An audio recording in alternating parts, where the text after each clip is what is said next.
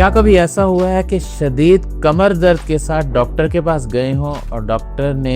ہلکی پھلکی درد کی دوائی دے کے کہا کہ جاؤ دوائی کھاؤ اور سکون کرو کیونکہ آپ کو ریسٹ کی ضرورت ہے؟ لیکن اگر تو آپ کو میں آج یہ بتاؤں کہ کمر درد کی کچھ کنڈیشنز ایسی ہیں جس پہ مریض کے ساتھ ساتھ ڈاکٹر خود پریشان ہو جاتا ہے، تو کیا آپ میری بات کا یقین کریں گے؟ تو چلیے بات کرتے ہیں ان 7 علامات کی جو صرف ایک کمر درد نہیں بلکہ کسی بڑی بیماری کا پیش خیمہ ہو سکتی ہیں، اور ویڈیو اینڈ تک ضرور دیکھیے گا کیونکہ اینڈ میں آپ کو بتانے لگا ہوں یوگا فار فلیکسیبلٹی، جسے آپ ڈیلی 15 منٹ کر کے ہر قسم کے درد سے نجات حاصل کر سکتے ہیں۔ لیکن آگے چلنے سے پہلے یہ سمجھنا بہت ہی ضروری ہے کہ کمر کا درد کوئی ریئر قسم کی ڈیزیز نہیں، ہر 5 میں سے کم از کم 4 لوگوں کو عمر کے کسی نہ کسی حصے میں کمر درد کی شکایت رہ چکی ہے۔ لیکن پریشانی کی بات اس وقت ہوتی ہے کہ جب کمر درد کے ساتھ کوئی نہ کوئی ایب نارمیلٹی جڑ جائے۔ تو وہ 7 سائنز جو آپ کے ڈاکٹر کو بھی پریشان کر دیں، سب سے پہلے ہے کمر میں لمبے عرصے تک درد رہنا۔ اگر تو آپ کی کمر میں 6 ہفتے یا اس سے زیادہ عرصے سے متواتر درد چلا آ رہا ہے تو سمجھ لیجئے کہ یہ کوئی معمولی مسل کا درد نہیں ہے۔ ہو سکتا ہے کہ آپ کی ریڑھ کی ہڈی میں کوئی فریکچر ہو یا پھر نرو ڈیمیج ہو رہی ہو۔ دوسرا سائن ہے کہ آپ کی کمر کا درد دن بدن زیادہ ہوتا جا رہا ہو، کیونکہ اگر نارمل کمر کا درد نارمل مسل پین اپ اینڈ ڈاؤن ہوتا رہتا ہے، مطلب کبھی کم اور کبھی زیادہ، لیکن اگر آپ کا درد متواتر بڑھتا ہی جا رہا ہو اور کم کسی صورت نہ ہو رہا ہو تو یہ کوئی پیتھولوجیکل کنڈیشن ہو سکتی ہے۔ جلد سے جلد اسپیشلسٹ کو چیک کروائیں تاکہ آپ کی بیماری کی تشخیص ہو سکے۔ تیسرے نمبر پہ بخار یا رات کو پسینہ آنا۔ اب اگر آپ کو کمر کے درد کے ساتھ ساتھ ہلکا پھلکا بخار بھی چل رہا ہو اور رات کو پسینہ بھی آتا ہو تو سمجھ لیجئے یہ نارمل مسل پین بالکل نہیں ہے،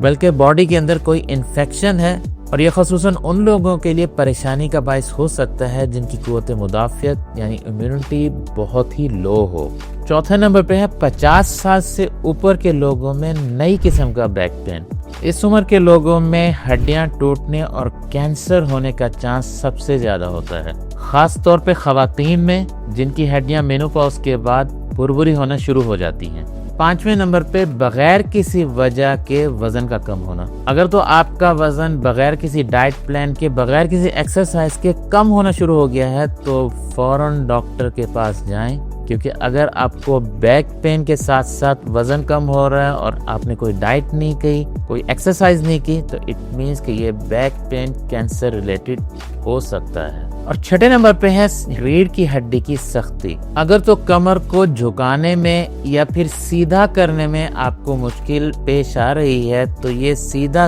ایک بیماری کی طرف اشارہ ہے جس کا سائنسی نام انکالوزنگ اسپونڈیلائٹس ہے۔ اور 7ویں نمبر پہ نرو ڈیمیج ہونا۔ اگر تو آپ کو پاؤں میں سوئیاں سی چبھتی فیل ہوتی ہیں کمر درد کے ساتھ ساتھ، یا ٹانگیں سن رہتی ہیں، یا پھر مثانہ کمزور لگتا ہے اور چلتے پھرتے تھوڑا سا پیشاب نکل جاتا ہے تو فوراً ڈاکٹر کے پاس دوڑیں، کیونکہ یہ سیدھا اشارہ ہے کہ آپ کی ریڑھ کی ہڈی اتنی ڈیمیج ہو چکی ہے کہ اس کے اندر کی نروز کمپریس ہو چکی ہیں۔ ان 7 سائنس کو سننے کے بعد اگر تو آپ کو یہ فیل ہو رہا ہے کہ ان میں سے 1-2 یا پھر آلموسٹ سارے کے سارے ہی آپ کے اندر موجود ہیں تو اٹ ڈزنٹ مین کہ آپ کو کوئی سیریس النس ہے۔ اس کا مطلب سادہ یہ ہے کہ اب آپ دیسی ٹوٹکوں سے اٹھیں اور جا کے کسی اچھے ڈاکٹر سے ملیں تاکہ آپ کی ایویلویشن ہو سکے۔ اور اگر تو آپ کا درد کرونک ہو چکا ہے اور 12 ہفتے سے زیادہ درد چل رہا ہے تو اب ضرورت ہے آپ کو فلیکسیبلٹی اور موومنٹ کی،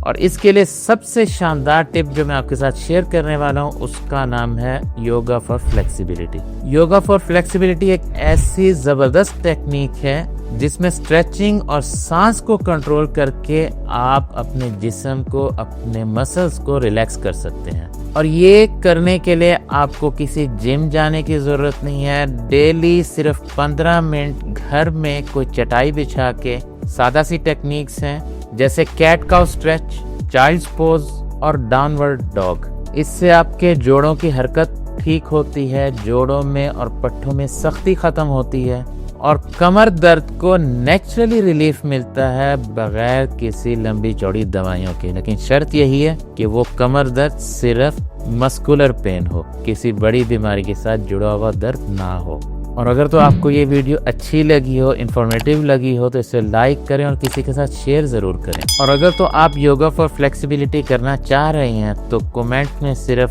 بیک اسٹرانگ لکھ دیں تاکہ آپ کو پھر اس معاملے میں اور انفارمیشن دی جا سکے۔